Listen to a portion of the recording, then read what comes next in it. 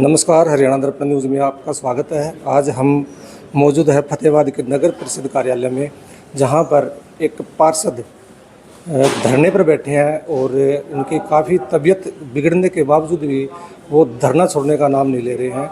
और उन्हें बताया जाता है कि सिविल हॉस्पिटल फतेहाबाद के द्वारा अग्रवा रेफर कर दिया गया है, लेकिन अभी भी तबीयत खराब होने के बावजूद भी वह धरने पर बैठे हुए हैं। आखिर क्या मजबूरियां हैं उनकी धरने पर बैठने की, क्या प्रशासन और सरकार पर अफसरशाही हावी हो चुकी है, ये सारा मामला जानेंगे कि आखिर उनको धरने पर बैठने की ज़रूरत क्यों पड़ी। क्योंकि उन्होंने काफ़ी गंभीर आरोप एक्शन पर लगाए हैं कि उनको अनदेखा किया जा रहा है, उनके वार्ड को अनदेखा किया जा रहा है। तो हम आपको मिलाने जा रहे हैं, वार्ड नंबर 9 से पार्षद है सुभाष जी और धरने पर बैठे हुए हैं। आइए उनसे बातचीत करते हैं। अभी तक उन्होंने लाइटें नहीं लगाई है। दूसरा, जो गलियां उखाड़ कर छोड़ रखी है और उनको जो बनाना शुरू नहीं किया इन्होंने। तीसरा, 2 महीने पहले मैंने लोकेंद्र जेई को वार्ड के अंदर ले जा करके गलियों को मौका दिखाया था ताकि उन गलियों को एस्टीमेट बनाया जाए। इसने अभी तक कोई एस्टीमेट नहीं बनाया। दूसरा, सफाई की बुरी हालात है। पूरे शहर के अंदर ही आप देख रहे हो, सफाई के किसी गली के अंदर जाके देख लो, किसी चौक चौराहे में जाके देख लो, गंदगी के ढेर लगे हैं। कर्मचारी झाड़ू लगाने वाले नहीं आते। एक एक वार्ड के अंदर 3-3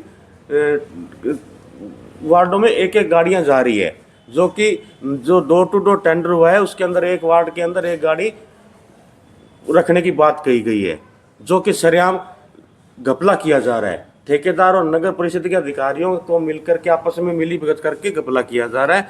एक वार्ड के अंदर एक गाड़ी जानी चाहिए। और ये अधिकारियों की बातों से सहमत नहीं हो गया?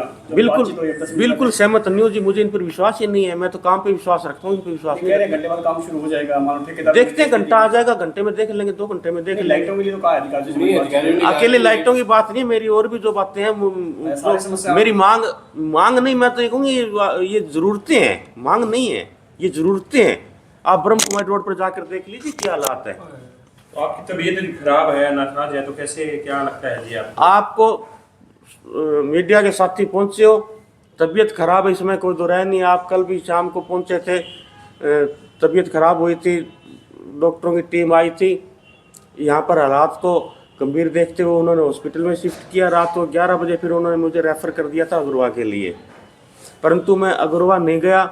मैं रात को 11:30 बजे यहीं आकर बैठ गया था, क्योंकि मैंने ये सोचा अगर मैं अग्रवा चला जाऊंगा तो मेरी मुहिम फेल हो जाएगी, और ये फेल करने के लिए लगे हुए हैं। अभी आपके सामने सरासर झूठ बोल रहे थे। ये कौन से अधिकारी आए थे आपसे मिलने के लिए? ये सेक्रेटरी गोविंद थे और लोकेंद्र जेई थे, नरेंद्र जेई थे, एक ब्रिजलाल जेई थे। कोई उच्च अधिकारी नहीं आया और सारे छुट्टी पर है। ईओ साहब छुट्टी पर है, एक्शन साहब छुट्टी पर है, एमई साहब भी छुट्टी पर है। डीएमसी साहब ने मीटिंग नहीं बुलाई है, डीएमसी साहब ने पार्षदों की कोई बात नहीं, अभी तक कोई मतलब लिखित में तो कोई बात है नहीं, कोई वर्बली बात हुई होगी।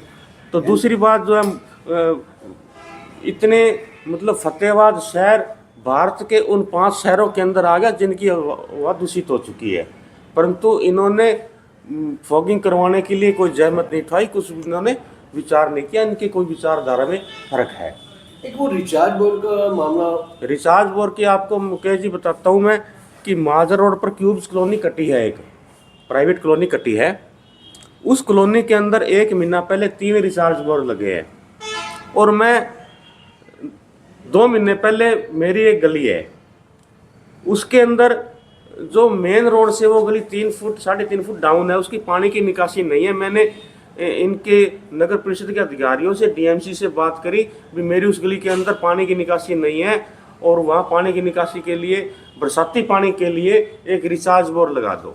तो इन सभी अधिकारियों का एक ही जवाब था कि भूमिगत पानी को दूषित नहीं किया जा सकता, परंतु मैं कहता हूँ इनकी नाक के तले ये 3 बोर लग गए, वो पानी दूषित वहाँ नहीं हो रहा, सरासर वहाँ पर सीवरेज का पानी जा रहा है। उस प्राइवेट कॉलोनी में बताइए, इनकी कॉलोनी में लगे हैं जी। एक वो स्ट्रीट लाइटों वाला मामला, स्ट्रीट लाइटों वाला 2 महीने पहले टेंडर हुआ था, और इन्होंने अभी तक वो स्ट्रीट लाइटें नहीं लगाई। आज ये कहते हैं जी वहाँ 9 मीटर का एस्टीमेट बना था, 9 मीटर के पोल लगने थे, और आज ये जेई मेरे सामने आके कहता है कि 9 मीटर के पोल वहाँ फिजिबल नहीं है।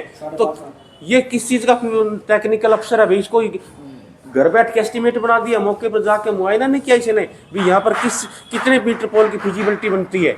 कह रहे हैं ना ठेकेदार आ गया ये आज ठेकेदार को ही बुलाया है, ये भी हम मौके पर आया है। इसने अभी बात तो की, अभी मैं घंटे के अंदर काम शुरू करा देता हूँ पोल लगने के।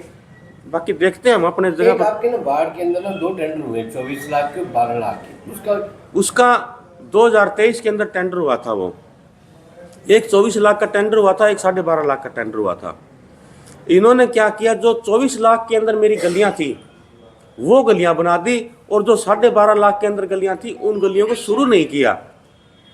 और मैंने जब इनसे लोकेंद्र जी से बात की, जी ये 12.5 लाख रुपए में जो गलियां थी उनको काम शुरू करा, वो कहने लगे जी आपका तो एरिया पूरा हो चुका है, आपका जो अमाउंट पूरा हो चुका है, एरिया पूरा हो चुका है, आप एस्टीमेट गलत बन गया।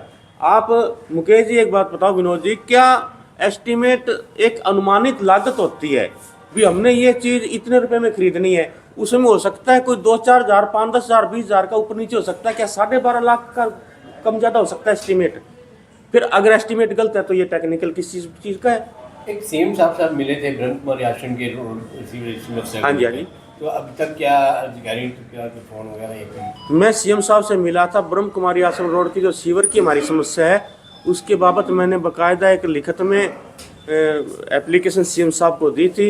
सीएम साहब ने उस एप्लीकेशन पर संज्ञान लेते हुए अगले दिन ही जो है ना उसका अप्रूवल भेज दी है पब्लिक हेल्थ डिपार्टमेंट के अंदर। वो उसका नई सीवर लाइन का काम जल्दी शुरू हो जाएगा। बाकी पार्षद साथ हैं जी, आपकी बातचीत हुई? बिल्कुल साथ हैं जी, कुछ साथी अभी आए भी थे और आ भी रहे हैं, और रात भी सारे पार्षद यहाँ मौके पर। धरना जारी रहेगा?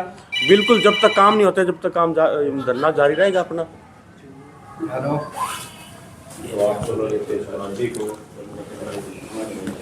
तो अभी आप देख रहे थे कि वार्ड नंबर 9 से सुभाष पार्षद जी, इनको आपने सुना, और ये अधिकारियों पर काफ़ी गंभीर आरोप लगाते हुए नज़र आ रहे थे। हम अधिकारियों का पक्ष भी जानेंगे, लेकिन बता रहे हैं कि एक्शन साहब और तमाम अधिकारी जो है छुट्टी पे हैं, और जैसे ही वो छुट्टी से लौटते हैं तो हम उनका पक्ष भी जानेंगे।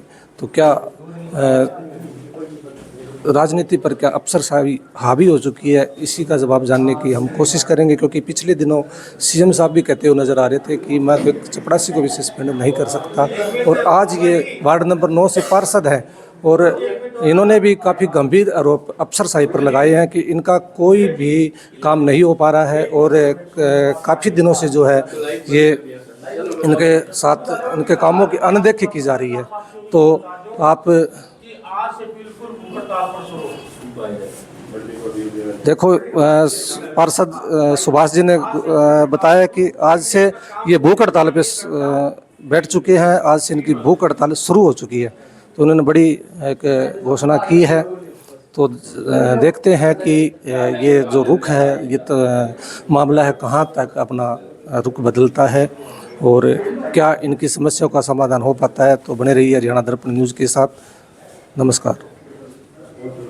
अशोकनगर से हूँ, और मैं कल से अधिकारियों के ढुलमुल रवैये के कारण आज जो मैंने अपने पूरे होशवास के अंदर ये निर्णय लिया है कि आज से मैं इन अधिकारियों के खिलाफ भूख हड़ताल पर बैठने का निर्णय लिया है मैंने।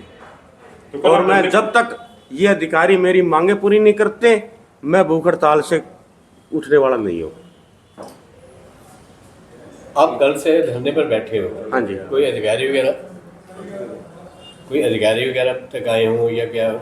अभी कुछ देर पहले अधिकारी सेक्रेटरी साहब आए थे, जेई आए थे, पर मुझे उनकी बातों में कोई विश्वास नहीं हुआ, कोई तसल्ली वाली बात नहीं है। मैं उनकी बातों को कोई तवज्जो नहीं देता।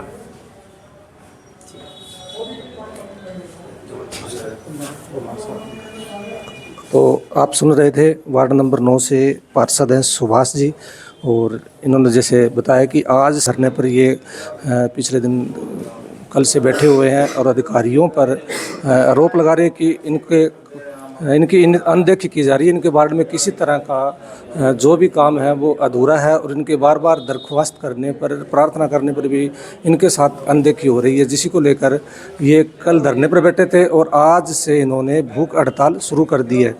तो देखते हैं आगे यह मामला कहाँ तक पहुँचता है, क्योंकि फ़िलहाल जैसे बताया जा रहा है कि तमाम अधिकारी जो है वो छुट्टी पर हैं। एक्शन साहब जैसे आते हैं हम उनका भी पक्ष जानने की कोशिश करेंगे और देखते हैं कि मामला कहाँ तक और क्या रुख बदलता है।